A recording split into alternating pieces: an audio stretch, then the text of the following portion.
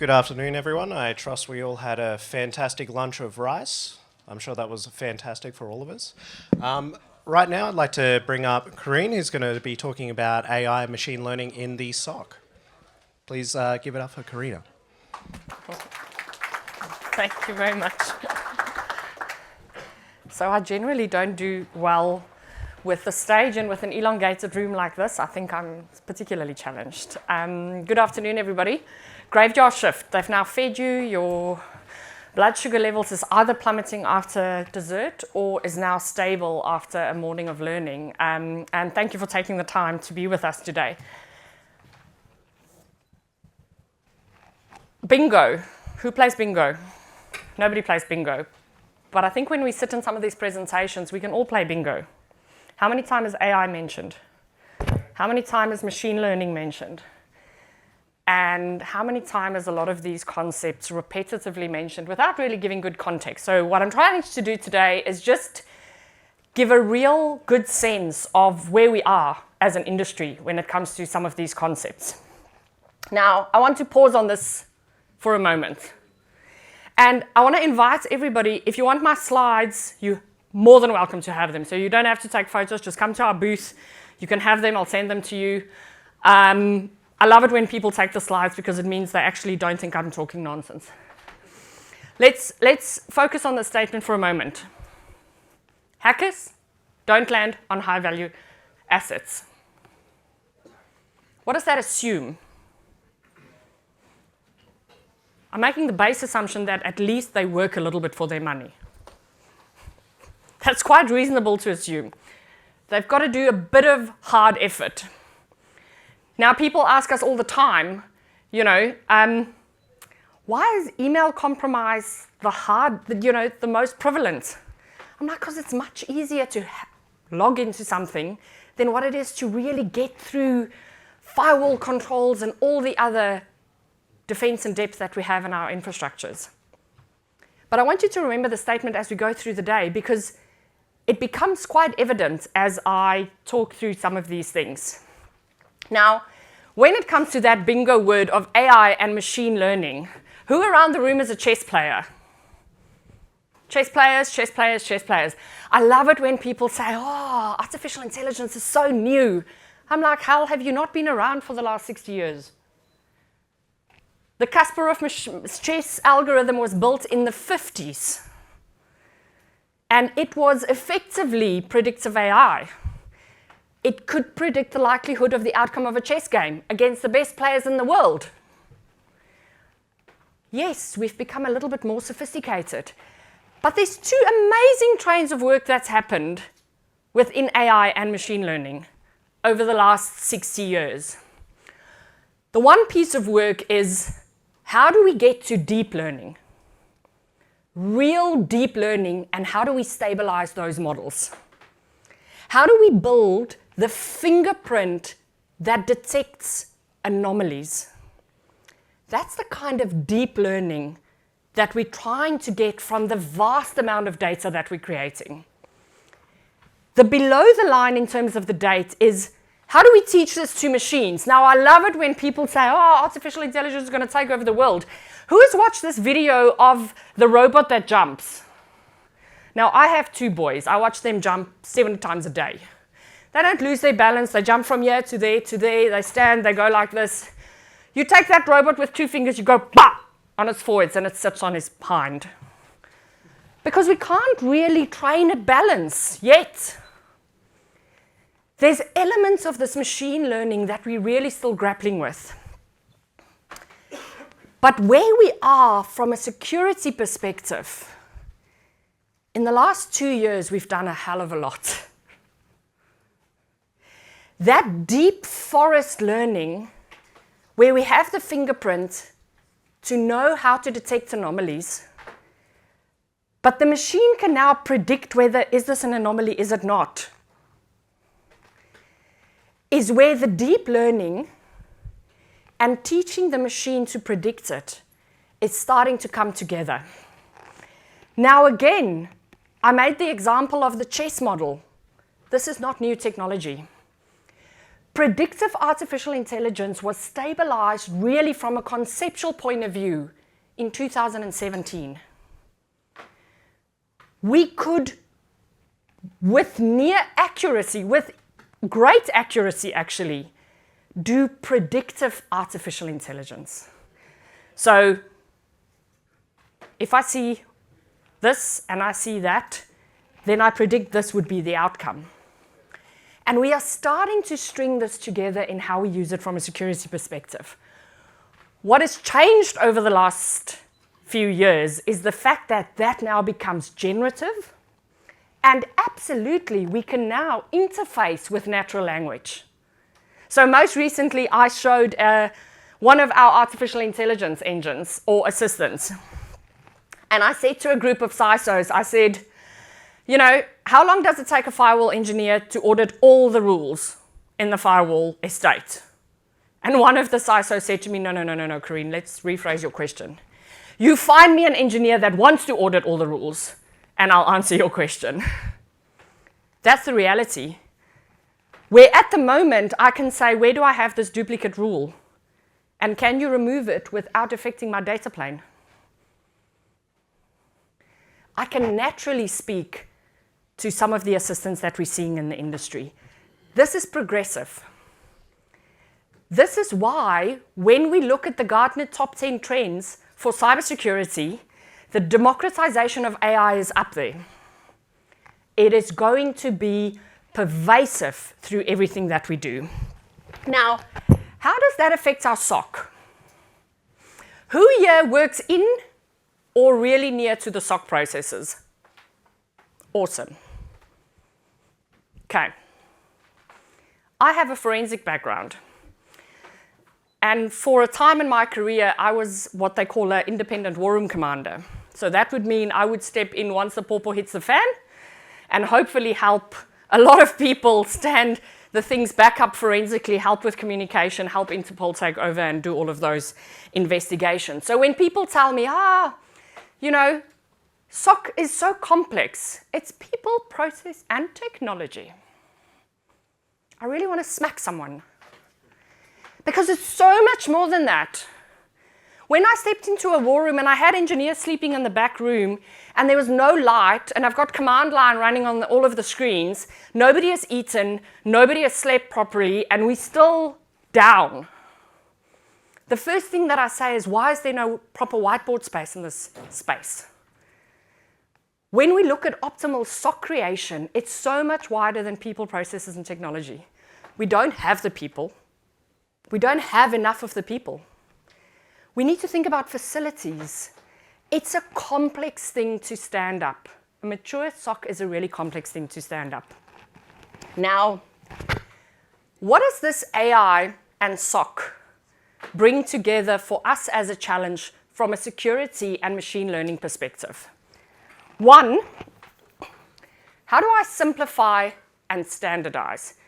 Imagine how nice it would be if all of the configs were the same.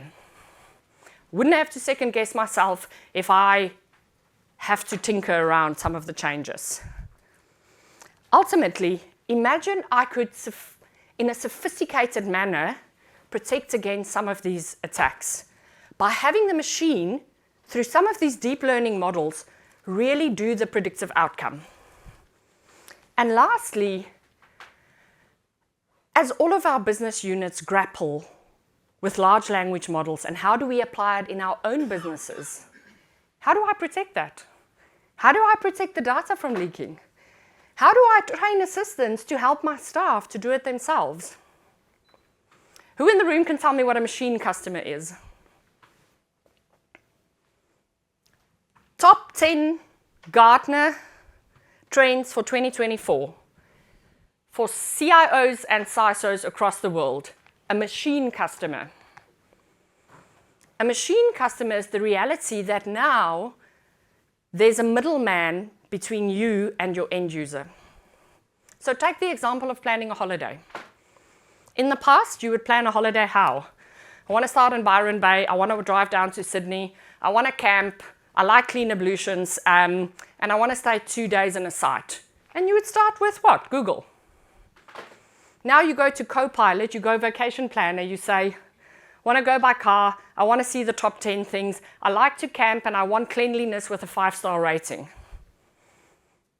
Copilot reads all of the reviews and plans your holiday with all of the stops and gives you the ratings. It will then even go on and list the sites for bookings. And at the end, it's quite cheeky, because it'll give you the URL for boating, camping, and fishing as well, assuming you may need a few things for that camping trip. Who is the customer? The machine has become the customer. And as we live in businesses and we protect businesses, our businesses are also developing these large language models. They're developing bots, and we are expected to protect them. Ultimately, the industry is asking for us to focus on breach protection. When we look at the considerations within breach protection, there's 2 critical functions that we have to be able to deliver. 1, how do I detect and respond better, faster? 2, how do I recover from ransomware? Just in discussing what I was presenting today, some of the participants at our stand, as some of you may know, we've acquired this small organization called Splunk. They've got amazing people in their organization, and one of the Splunkers that was standing at my stand said, we've just actually done some research on that. So if you want the report, again, come to our stand, we'll give it to you. How long do you think it will take Lockbit to lock down your whole network? They've tested it. Under 4 minutes. So the hypothesis that we can get ahead of a tsunami of ransomware coming is not happening. We have to stay ahead of it. And when it happens, we have to recover. Ultimately, our business is going to ask us to drive this through AI. We're not getting more people. Average network has 4,000 incidents a day. 10% of those are validated, means 400 validated incidents a day, means if you have 10 analysts, 40 per analyst. Who's got 10 analysts? Who looks at all 400 themselves?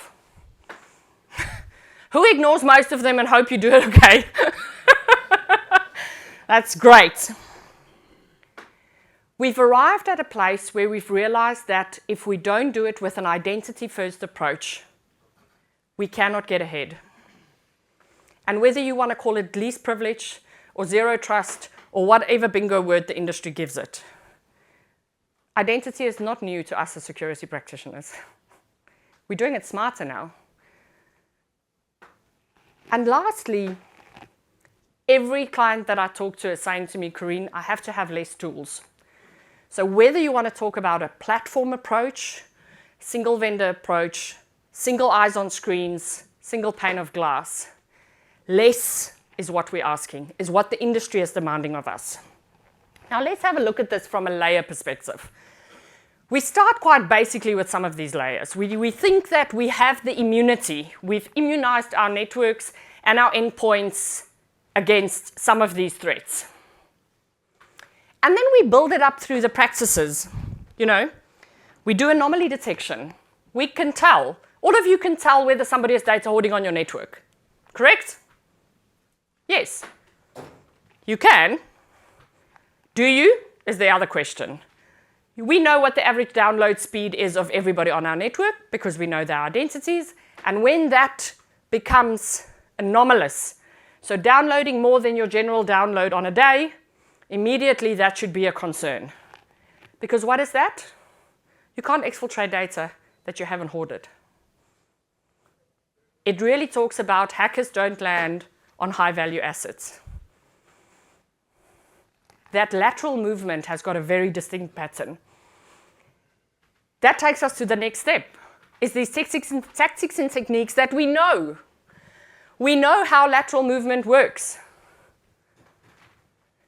And we build it up, post-incident hunting, all the way up to where we do some of these deep forensics and IOC hunting. Now let's take an example of this. We have an adversary. We call her Turla. She goes by a few other nicknames as well. The attack sequence is one that we all know. Yep, email, from email, questionable DNS. From a questionable DNS, goes through until there's a bit of data exfiltration. And all of that we know because, it goes through the process of things that all of our tools detect, sitting across all of these vendors. And you may have heard me say this before. What happens when we have all of these vendors in play? Rainbows and unicorns. Everybody works nicely. Everything reports in the same manner. On this dashboard, it's a critical thing. On this dashboard, it's only unobservable. On some dashboards, it's not even shown. Yet us, as analysts and defenders, have traditionally been expected to correlate all of this. This is where the fingerprinting, the deep learning, and the machine learning is coming together, really correlating a lot of this. It traditionally looks like this for that same attack. It's complex. It's very, very complex. That is where we apply deep tree and ultimately deep forest solving. The endpoint sees it as this. The network sees it as that. The assumption is if I bring these two things together, ultimately I'm seeing or predicting lateral movement. We don't have to build these big trees in trying to fish for the information. So it goes back to my statement of they don't land on our high-value assets. They leopard crawl to our high-value assets across all the thorns and barbed wire that we put in their place. Yet we don't always see it that way. So let's look at that again. Tola, we have seen her before. Some governments attribute her to a specific government agency. She doesn't deploy advanced techniques. She does what they call living on the land. She creeps in between the mesh and the holes that we create between all of our systems. Prefers watering holes and all of the rest. So we can detect and respond. But what we are challenged with is if you look at the spider graph towards the right, is it's only when the network gets layered into a lot of this that we start correlating this information and bringing the attributes together where we can respond faster. That is what is expected of us as defenders. When you look at the advice on this specific threat actor, it talks about detection and mitigation techniques. Monitor network devices for unauthorized downloads. No, I'm going to see it on the endpoint. You probably did see some of it on the endpoint. But you've also seen the crumbs of the trail throughout all of your tools. And they're not necessarily in the logs. The tools can do a lot of this already. Monitor for unusual traffic. It's when we bring these things together when we become really poignant. Yes, that slide that I showed with all of the complexities around the SOC. We absolutely want to standardize the processes. We absolutely have governance that we need to comply with. It's a complex environment. But at the core of it, we need to do breach protection. We need to ensure that the way we respond with this is optimal. We want to detect it sooner. The sooner we can detect the lateral movement, the quicker we can stop it. We want to prioritize impact. If you have a vulnerability running on a device with memory, what is an assumption that anybody can make? Data will be exposed. If that same vulnerability runs in a DevSecOps environment where there's no memory involved, our risk is different. So by applying what we know in terms of risk modeling to that detection and response, we can immediately shift some of our efforts. we absolutely want to compress the investigation time and accelerate some of the response. Now, our industry and the vendors have developed a series of these functions that we deploy within a SOC environment. The top three that comes to mind is a SIM, an XDR, and a SOAR. And most recently, when I speak to clients, they tell me, what is the overlap? How do they work together? Do I need both? Where do I start? This is quite interesting because there's also themes that's developing on the edge of this. Threat intelligence, that identity component, high fidelity telemetry, AI, and the unified management and reporting. Now, what people aren't aware of, who knows that there's a maturity model around this? There's actually a ramp-up model in terms of how do I mature these practices? And at the base of it, a lot of it starts with your detection and response. Why? Because your detection and response does that real-time detect analysis and the best course of action. And when we look at what some of the artificial intelligence advisory pieces can now do, it's amazing. How do I remediate this? And immediately the tool can give me the benefit and advice on that. It gives a small team or a growing team the ability to be agile, to move around. But yes, the use case then is, as we mature that environment across the tools that we already have, remember the importance of this is that we want to consider something that is open and ingesting what we already have. Then we step it up into that SIM environment, where we now have the option to do deep analytics. We now have the option to look at the data at a next level. When we look at our layered threat hunting approach, we are now in hunting IOCs. This is a different conversation. Understanding again how complex some of our SOCs could be. Once we have that under the knee, we want to build out how do I automate some of these things? How do I respond quicker? And that is when our SOAR comes into place. When we really look at building those playbooks, building those automation pieces to fast track some of this development. And ultimately, we arrive at a place where we can optimize some of our SOC processes. Just on Tuesday, I presented on a panel, and one of the panelists from a relatively large software business throughout New Zealand and Australia said to me the number one gain that he got out of applying some of this in his environment was the fact that, one, he could get most of his engineers' time back. He could assist them in supporting a lot of this remotely. So remember those hair on fire days when you had to come into the office to console into things to fix it?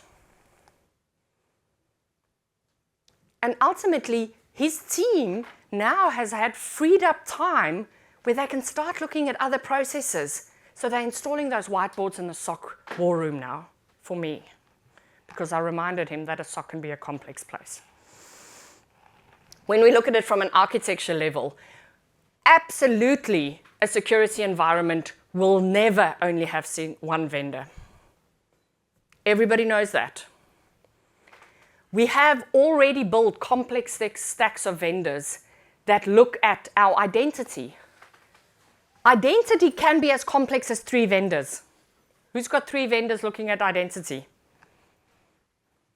Yes. Cloud, networking, mail, our network, and all of these elements is very rarely only one vendor. We look at some of the raw telemetry, some of the events, and everything as we pull it into that detection sphere. And once we have it in the detection sphere, we focus on things like behavioral analytics, anomaly detection, those fingerprints that we've built through deep learning. Is somebody data hoarding? Is somebody data exfiltrating?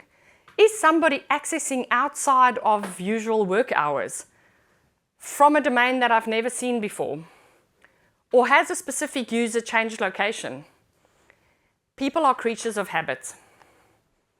Same login times, same positions, either from work, so an access point that I've seen before, or from the office, an access point that hopefully I own. Those become behavior heuristics that we know around the identity, and we can do anomaly detection around. The most important thing that we want to do in detection is attack chaining. As these different tools sees and observes these things, we want to be able to correlate it. As we ultimately move to that response plane, and even within that response plane, we have a series of options that we could follow. But let's look at that detection and double take on that detection element a little bit. We absolutely have the ability to now do that correlation in the attack chaining. So your endpoint is observing it in one manner. The network is observing it in another manner. Remember the reality of lateral movement? That is what we're chaining together. But this environment doesn't stay stagnant. An attack or a lateral movement by a perpetrator rarely stays in one position. It's a dynamic environment, which means that attack chaining needs to be mapped. Needs to be mapped against MITRE. It needs to be mapped against some of these known anomalies, and ultimately build the analyst an understanding of how this is behaving. When you look at threat hunting models, what's the first starting point for an analyst? Hypothesis. You've got to come up with a theory of what's happening here. The reality is the machine can come up with that theory, or the machine can color the picture 70% of the time. So the hypothesis is not really a full hypothesis. It's more of confirming what you're seeing. Then we have the ability to enrich this incident, looking at a series of attributes again against what we're seeing on all of our different tools. Lastly, as I said, these things aren't stationary. They develop. We change shifts. They go quiet. They bubble up again. How do I constantly change this is what we call progressive enrichment. This constantly changing environment is now within what we're doing from a tool perspective, where we can progressively build this out. When we look at one of these risk modules that we have, for instance, in our XDR portfolio, is that risk-based reprioritization. What we've seen with some of these vulnerabilities as the time from publishing the vulnerability to the time that there's a rootkit available against that vulnerability has shortened to as short as 4 hours. Back in the day, that was weeks. Average of last year, 48 hours for a high-fidelity vulnerability to have a known rootkit and then for it to be seen to be exploited in the wild. So what we're seeing is vulnerability known, rootkit available within a day, exploit within the next. It's the same story as chasing ransomware encryption. If you can do it in 4 hours, or if you can do it in 2 days, you have a very mature operation. Everything is becoming faster. We have to have that progressiveness. So what is only a cold vulnerability now, tomorrow that vulnerability is known to be exploited. It changes the incident ranking. That is what we call risk-based detection and response. Now, ultimately, what does that mean? Nobody has waved a 5-minute card at me yet. So what does that mean for us? In technology, MTTX is the oldest measurement. MTTR, MTT, MTT, everything. Mean time to. It's the oldest measurement that we've had in technology. Mean time to detect, mean time to remediate, mean time to respond. But what we're doing with this AI, machine learning, and deep-seated machine learning in our detection and response capability is we reduce that triage stage. Because a lot of this is done in an automated manner. We are bringing that hypothesis stage down to doing the triage within minutes, because we are correlating the data across all of our tools. Now that ultimately gives us a true opportunity to stop the lateral movement, to stop the harvesting of a lot of the intel within our networks at a shorter time to respond. And ultimately brings us back to what we started off saying. One, how do I simplify a lot of this? I drive it with AI, machine learning, call it what you want. We standardize configs, we standardize our policies. We have the ability to also standardize the way we respond. Sophisticated attack prevention. That AI-enabled SOC assistant, asking the tools, where are you seeing this? Is it known to be exploited in the wild? That is no longer a future state. It's no longer a state in which it'll happen in a few years' time. It is readily available within the tool sets today. And ultimately, this gives us the opportunity to apply some of this in how we protect the way that our businesses also apply large language models. I'm going to pause here for a moment as I wrap up, because I really want to allow questions. Do we have a roaming mic? We have one over there. So let's pause there for a moment. Thank you, everybody. Who's got a question?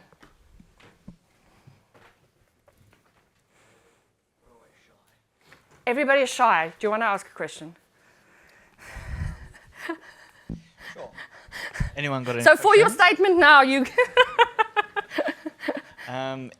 the XDR solution, because I was at Cisco Live, what triggered, I didn't realize this was actually a Cisco talk, and when you said that there is the ability to sift through the firewall and detect multiple with our AI assistant, yeah. Do you know if that's in play yet, or is that still coming? No. So we already have clients in beta for some of the AI assistants. We've got some of the clients starting to play around with it. And I think the most important thing to realize with what everybody, and if any other vendor tells you anything differently, I would want to challenge that as a statement. What we're doing from an AI perspective is so progressive at the moment that it's moving extremely quickly. So in that movement, we are capping it to very specific use cases.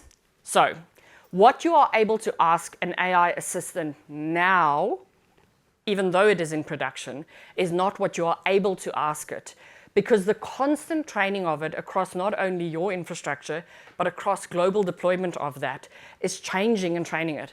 And you should think about that as the Cookie Monster. The more we feed it, the more it learns. So if you look at those timelines in terms of how deep learning was developed, it gives us a real opportunity to move at the speed. What is also important is that we, as vendors, are training our models faster and faster and faster, and we are training across different product sets, because what is available in our AI assistant on the firewall at the moment, day one production, also gets the benefit into how do we apply that same AI assistant across our SOC AI, because those are two different use cases. But as we train the models, the things are speeding up, but it is readily available within our firewall portfolio. Cool. How's it going? Good. Do you want to speak to some customers? We'll get you in contact with some customers that's using it, and if you want to play with it around, you're also welcome to do that. Come speak to us at the stand. We can have a look at you playing around with it a little bit.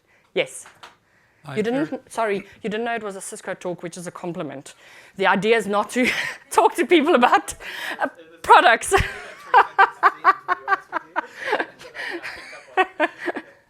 So with all the capabilities in the Yeah. XDR space at the moment, and the automation and the decision making that the AI can do for us, basically. Yep. What value do you still see in the SIEM in that journey? No, there's absolutely value in the SIM. As I said to you, there's a maturity ramp up in that. And there's two parts to that question. One, remember, the AI is not doing any of this by itself, not even in the assistant that you asked about. If you ask any AI assistants, let's say, can I deploy this policy on the firewalls? Okay, yes, you can. It will then say, this is the prescribed policy. It will then go and say, do you want to apply it? Do you want to schedule the application for a change window tonight at 12, for instance, to ensure that if we have to roll back, you can change it.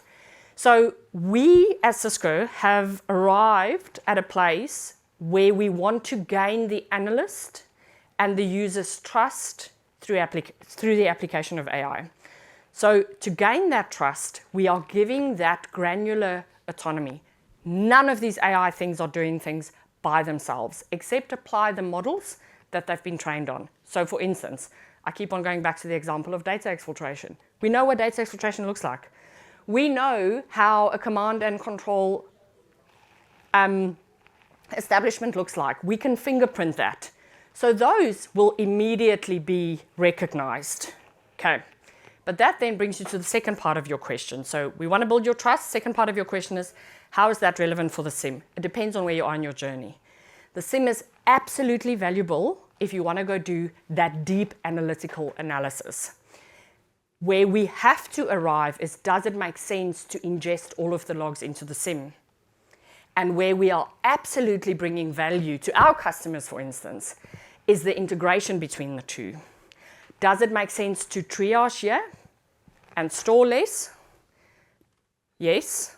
Does it make sense to triage here and investigate there? Yes. So there's different use cases. Also remember, they are built with different underlying architecture. The one's got a data lake, the one's got a data warehouse, which is two different models. So you've got to look at the application. But happy to have that discussion with you further. And have a look at the slide that I talked about maturity. Any other questions? This will have to be the last one. Yep, I'm moving off. We'll give the mic back. Thank you, everybody. Have a good afternoon. Thank you.